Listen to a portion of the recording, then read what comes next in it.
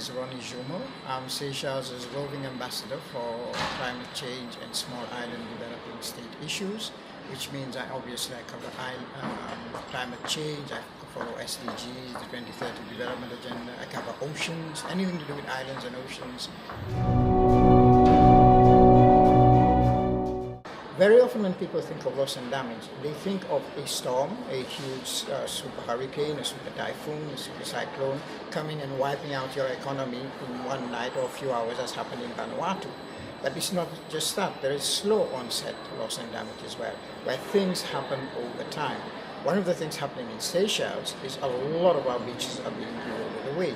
Now, without beaches, we don't have tourism. A second example is as well as tourism, a lot of islands depend on fisheries. In the case of Seychelles, we were tuna fishing capital of the Indian Ocean, where it's industrial fishing. As the sea temperatures change, the fish move, the patterns move. So either they go to deeper water or they move north or south of us. If you lose that resource, then you lose a cheap source of income. So that's loss. That's not something that you can retrieve. So loss and damage, and in fact, it was the small island developing states under AOSIS who started the issue of loss and damage, because we foresaw it because of the small size. A lot of states have been hit by hurricanes and typhoons and cyclones ever since they existed, and they already had a problem. So they knew that with the increasing intensity, not necessarily frequency, of cyclones, extreme weather events, that they would suffer greatly and they would have permanent loss to their islands, to their way of life, to their economies. So this is why loss and damage is very important, and I'm pretty sure you can see it's happening not just in island countries. You're going to find this happening a lot in coastal countries. So wherever there are coastal communities, you're going to find certain things that are happening which we know we will never get back again, or you can't recover from.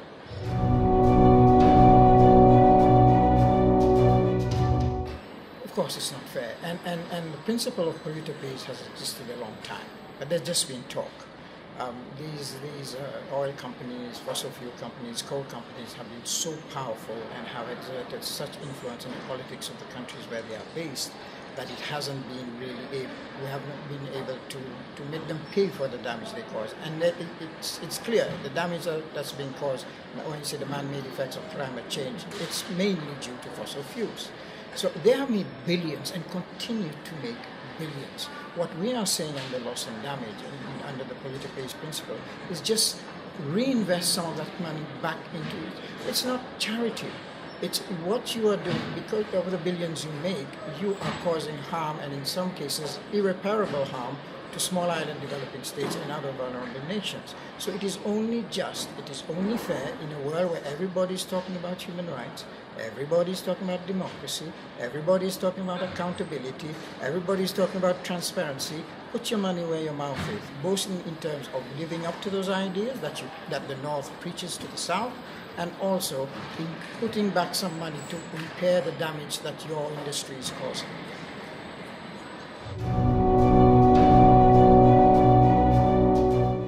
Whether there's a breakthrough in the talks here or not, as I said earlier, I think this is something that's going to be a more long-term issue, as the issue, for example, in divesting from companies that invest in fossil fuels.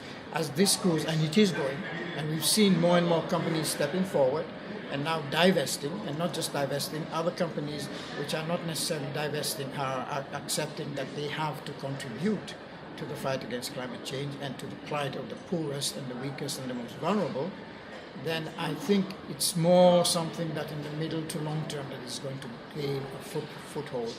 As I think one of the problems with a levy like this is people have feared this lobby for so long, especially politicians. They're extremely, extremely powerful.